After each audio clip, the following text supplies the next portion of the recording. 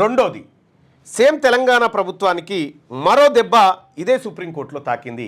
అదే పార్టీ ఫిరాయింపులకు సంబంధించినటువంటి వ్యవహారంలో మొన్న విచారణను చేపట్టినటువంటి సుప్రీంకోర్టు నిన్న ఆ విచారణను కొనసాగించింది. పార్టీ ఫిరాయించినటువంటి ఎమ్మెల్యేల వ్యవహారంలో స్పీకర్ నిర్ణయాన్ని ఇన్ని నెలలైనా ప్రకటించకపోవడం పైన సుప్రీంకోర్టు అసంతృప్తి వ్యక్తం చేసింది. సేమ్ టైము ముఖ్యమంత్రి రేవంత్ రెడ్డి గారు అసెంబ్లీలో చేసినటువంటి వ్యాఖ్యలు ఏవైతే ఉప ఎన్నికలు రావు అనేటువంటి వ్యాఖ్యలు ఏవైతే ఉన్నాయో దాన్ని మరోసారి తప్పుపట్టింది సుప్రీంకోర్టు. అదుపులో ఉండలేడా మీ ముఖ్యమంత్రి అంటూ ప్రభుత్వ అడ్వకేట్ని అంటే అసెంబ్లీ కార్యదర్శికి సంబంధించినటువంటి అడ్వకేట్ని ప్రశ్నించడం జరిగింది. సో మరొకసారి ఈ వ్యవహారం చేస్తే బాగుండదనేటువంటి సీరియస్ వ్యాఖ్యలు చేసింది.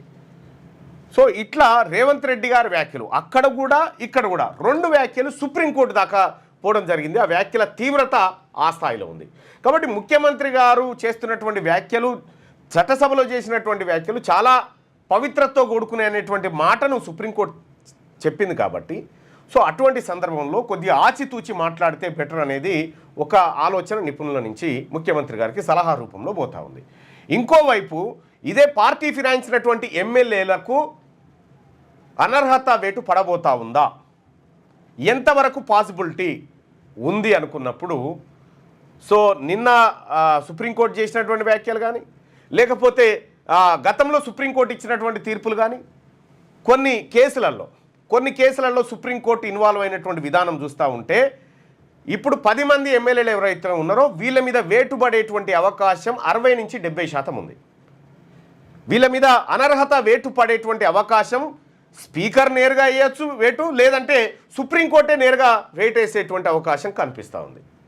సో కాబట్టి ఉప ఎన్నికలు వస్తాయా రావనేది సుప్రీంకోర్టు తీర్పు మీద ఆధారపడి ఉన్నప్పటికీ సో స్పీకర్ నిర్ణయాలలోకి సుప్రీంకోర్టు ఎంతవరకు జోక్యం చేసుకోగలుగుతుంది అనేటువంటి చర్చ జరిగినప్పుడు సుప్రీంకోర్టు కొన్ని సందర్భాల్లో అత్యంత కీలకమైనటువంటి నిర్ణయాలని తీసుకోగలిగింది. ఆర్టికల్ 142 ప్రకారం ప్రత్యేక జోక్యతతోటి కొన్ని సభ్యత్వాలను రద్దు చేసేటువంటి శక్తి సుప్రీంకోర్టు దాకా ఉన్నట్టుగా కనిపిస్తూ ఉంది. న్యాయ పరిభాషలో న్యాయ కోవిదులు చెప్తున్నటువంటి మాట. సో మరి ఈ పార్టీ ఫిరాయించిన వాళ్ళు 10 మంది ఎవరైతే ఉన్నారో వీళ్ళు పార్టీ మారినట్టేనా లేదా?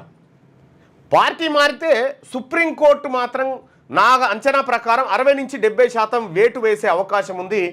తెలంగాణ రాష్ట్రంలో నిజంగా అదే జరిగితే 10 ఎమ్మెల్యే స్థానాలకు ఉప ఎన్నికలు వచ్చే అవకాశం కనిపిస్తుంది.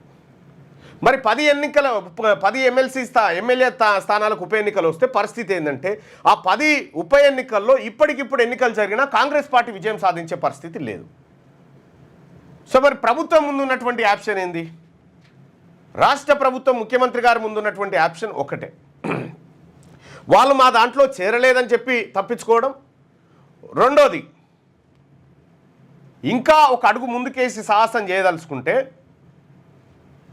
ఈ సుప్రీంకోర్టు తీర్పు ఇచ్చే కంటే ముందే వీళ్ళందరితో రాజీనామా చేయించడం. అంతే, వీళ్ళందరితో రాజీనామా చేయించి ఉప ఎన్నికల్లో గెలిపించుకుంటామనేటువంటి భరోసా వీళ్ళకి ఇస్తే అసాధ్యం. కానీ ఈ 10 మంది రాజీనామా చేసే పరిస్థితిలో ఉన్నారంటే లేరు. కాబట్టి ఇప్పుడు ఎటు వచ్చి ఈ తెలంగాణ రాష్ట్ర రాజకీయం అంతా అటు సుప్రీంకోర్టు కానీ ఇటు విపక్షాల నుంచి కానీ పౌర సమాజాల నుంచి కానీ కంప్లీట్గా తెలంగాణ రాష్ట్ర ప్రభుత్వానికి ఒక త్రిశంకు స్వర్గంలో ఇరికినట్టుంది ఇప్పుడు పరిస్థితి అయితే. కాబట్టి తెలంగాణ రాష్ట్ర ప్రభుత్వం అత్యంత కీలకంగా వ్యవహరించాల్సినటువంటి టైంలో, నిర్ణయాలు తీసుకునేటువంటి టైంలో తీసుకోలేకపోయింది. ఒకవైపు హెచ్సియు భూములు, మరోవైపు పార్టీ ఫిరాయింపులు.